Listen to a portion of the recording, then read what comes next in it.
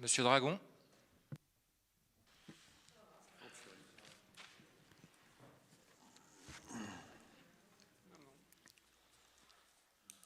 Monsieur le maire, mes chers collègues, vu de loin, votre rapport d'orientation budgétaire ressemble à un catalogue. J'espère que ce n'est pas celui du BHV, c'est-à-dire du bazar de l'hôtel de ville.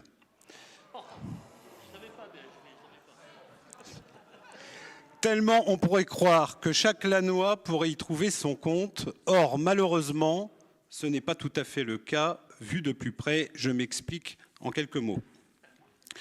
Au premier examen, la situation financière de la ville semble saine.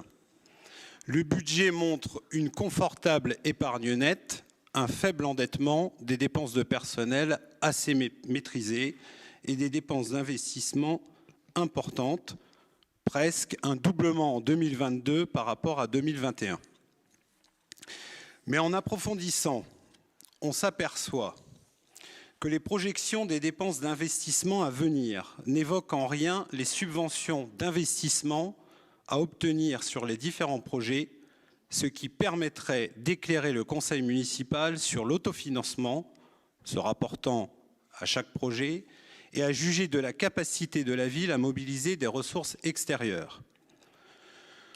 Vu cette situation, la ville pourrait envisager de baisser la fiscalité sur la taxe foncière, ce qui aurait pour avantage de rendre plus attractif le fait d'habiter lent.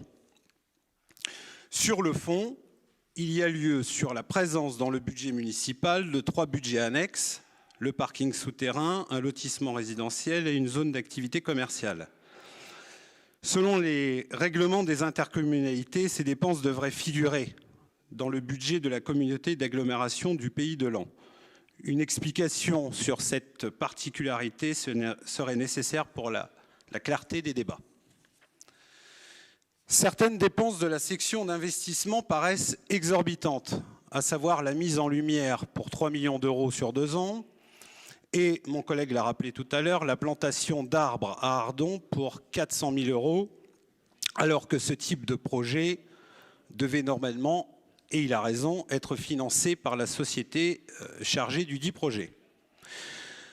En section d'investissement est inscrite au BP 2022 la somme de 40 000 euros pour des acquisitions foncières destinées à une piste cyclable entre Ardon et Le Huy.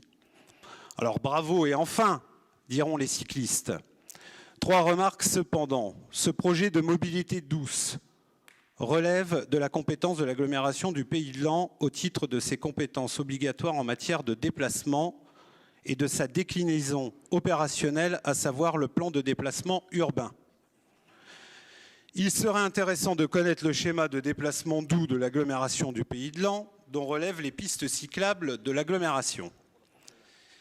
Il ne semble pas que la ville ait consulté préalablement les riverains propriétaires fonciers des bandes cyclables concernées.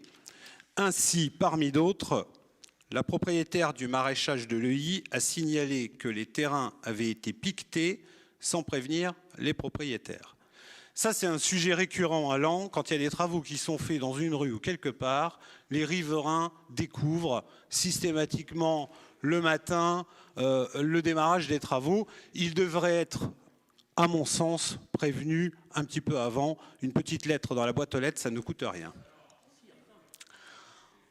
Au titre des principaux investissements pour 2022, il est prévu un crédit, s'il vous plaît, il est prévu un crédit de 40 000 euros pour une étude de reconversion des rails du POMA. Un sujet récurrent dans la ville depuis 5 ans. Je rappelle que la Commission régionale des affaires culturelles de la DRAC a donné un avis favorable au classement des installations du POMA. Et bien que le directeur adjoint de la DRAC, qui s'est exprimé dans le journal local le 29 octobre dernier, a laissé entendre le contraire, en me mettant en cause, en disant qu'il y a eu autant de voix pour que contre dans cette commission à laquelle nous avons, monsieur le maire, assisté ensemble à Lille le 18 décembre 2018, j'apporte la preuve du contraire, après des mois d'attente, J'ai ici le PV de cette commission qui stipule que la demande a été approuvée par 9 voix pour, contre 8 et une abstention. La presse locale va d'ailleurs recevoir, d'ici ce soir, le procès-verbal complet en copie que j'ai obtenu.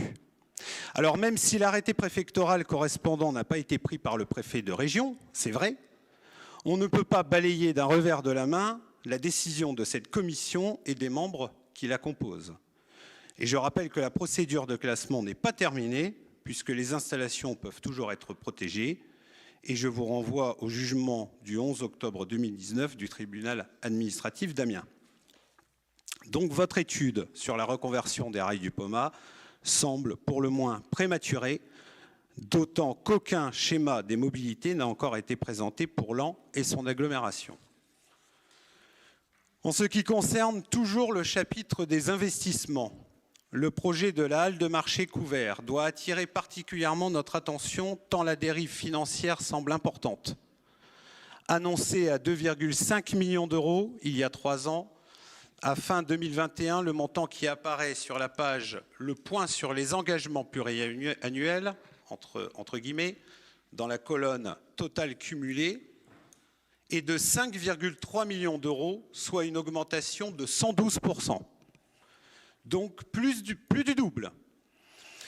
Et quand on parvient aux principaux investissements en 2022, on constate dans le programme Cœur de Ville une inscription nouvelle de 2 millions d'euros pour la halle de marché couvert. Quand l'augmentation du coût du projet va-t-elle s'arrêter? Et l'augmentation du coût des matériaux ne peut pas tout expliquer non plus. Pour terminer l'examen de cette orientation budgétaire, je ferai observer que l'encours de la dette au 1er janvier 2022 est de 2 746 000 euros et qu'il sera de 5 546 000 euros au 31 décembre 2022, soit un peu plus du doublement de la dette sur un seul exercice, sans aucun projet de nature à changer radicalement l'aspect du cœur historique de la cité médiévale et son attractivité vis-à-vis du monde extérieur. Si la situation financière de la ville apparaît encore saine en 2022, elle deviendra de plus en plus délicate dans les années à venir. C'est un risque, d'autant que la population de Laon continue de diminuer de recensement en recensement. L'INSEE l'a encore confirmé au 1er janvier 2022. Et je rappelle que Laon a perdu 915 habitants en 5 ans.